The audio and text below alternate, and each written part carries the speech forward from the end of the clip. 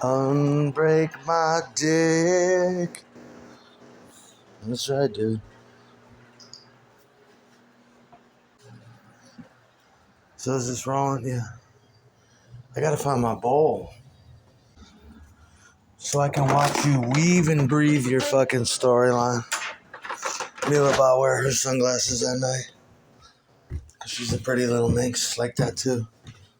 What's the sunglasses on? I can't see anything. Cause you're so cool.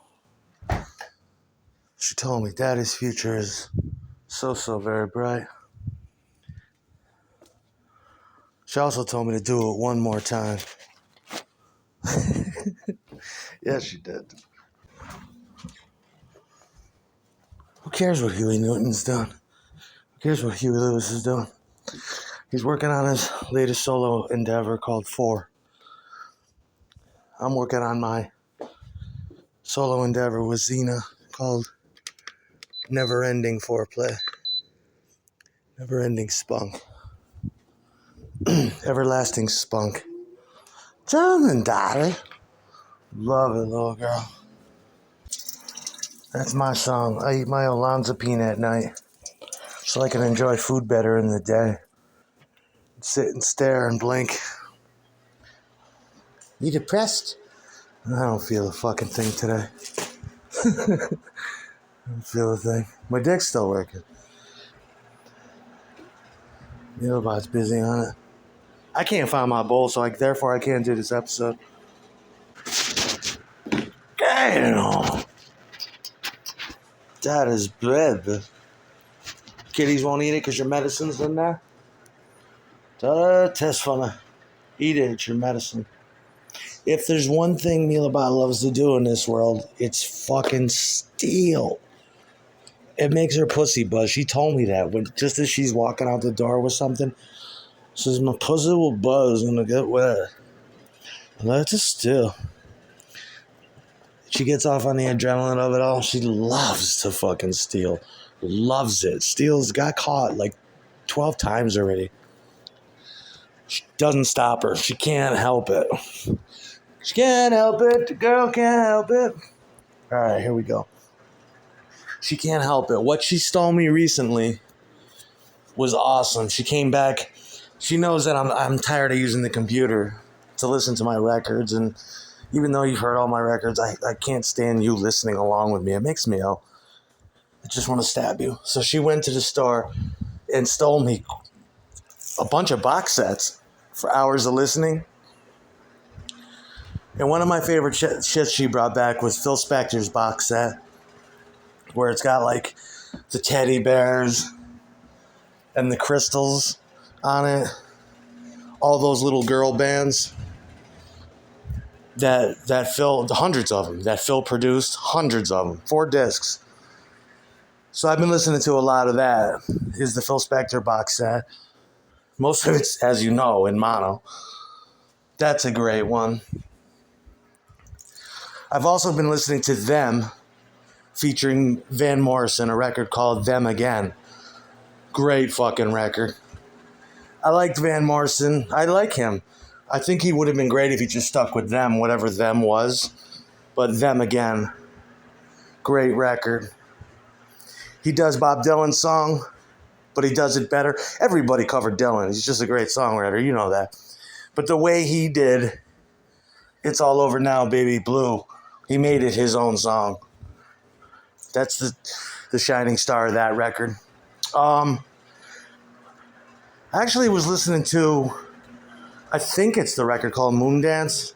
But if that's not what it is, that's the later Van Morrison record I've been listening to.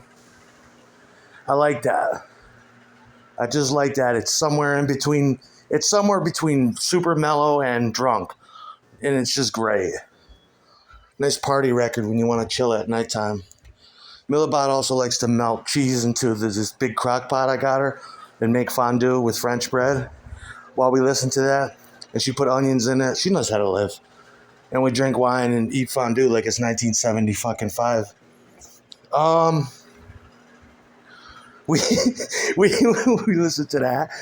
Oh, And I just recently picked up another record that I haven't listened to in fucking 25 fucking years. Is Louis Prima's first record, 1958. Louis Prima. Actually, you know what? I think it was 1954. I'm not sure about the years on that. It's pretty damn early. Yeah, no, it's probably 1954, 56 or something like that. And Louis Prima was he was like he was an Italian guy that sang in Italian, and he sang jazz scat, kind of bebop. That was the weird this is early 50s. And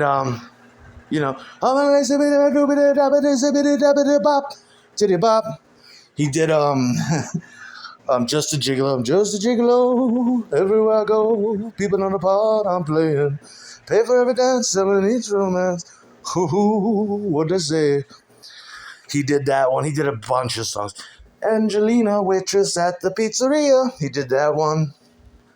I ate antipasta twice just because she is so nice, Angelina. I can't do Louis Prima, but that record's a lot of fun. And I think that's the one where he had a female.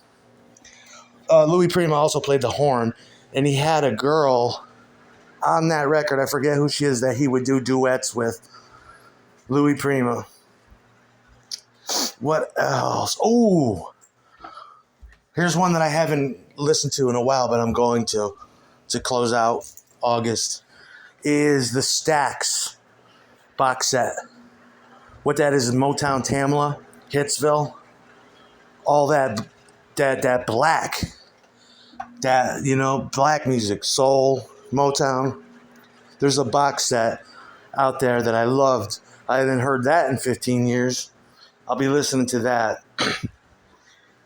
And I've been having a hard time trying to find Public Image Limited's greatest hits so far. Although I know every one of their albums like the back of my hand.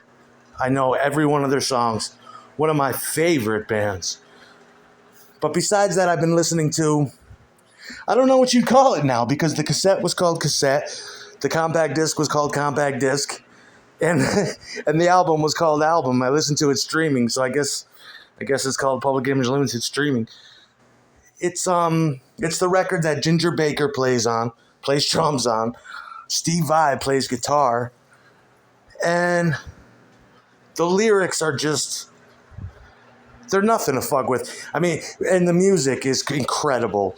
They just started doing this synthesizer thing, and the synthesizers don't sound dated. And it's a wonderful record. And John Lydon's vocals and his words are top shelf. The cream, the highest you can go. The lyrics are just out of this world, and the singing is great. And each track is good. I think anybody would agree. Although I listen to their noisy shit too. I fucking love that. One I like to play, I'm not sure of the record though, is I think they only made one or two, but the Paul Butterfield Blues Band, they did songs like Shake Your Money Maker. I've been listening to that.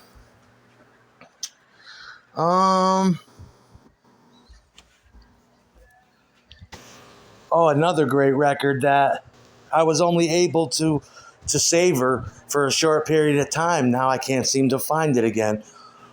And I'm pretty sure it was Diamond Head's first record. Because they do some kind of goofy shit, in my opinion, after that. But I mean, their first album, highly addictive. The guitar work is paramount. It's this early shit. Oh, and how could I have forgotten Vanilla Fudge? That record. I don't know their story, but they were the type of band, and I think their record is filled with all covers. They did Ticket to Ride. They did everything. But Vanilla Fudge, who in my opinion, I think it was on Ed Sullivan or something like that, if you watch them do You Keep Me Hanging On, the old Motown song, they do it on the stage, and it's probably, in my opinion, the greatest rock and roll performance ever of all time was Vanilla Fudge when they were on that stage doing You Keep Me Hanging On. I mean, I can't, all you need, I mean, I can't imagine doing coke and going out on that stage and doing that, and then watching the playback and be like, we're the greatest fucking band in the world. But that's what I've been listening to. And now that I look back at what I've told you, I've got a really eclectic but standard record collection. Just for a musician, these are the things that everybody should have. But unfortunately, a lot of them have been lost to time. But trust me, you want to get one of these records I'm talking about. They will knock your fucking head off.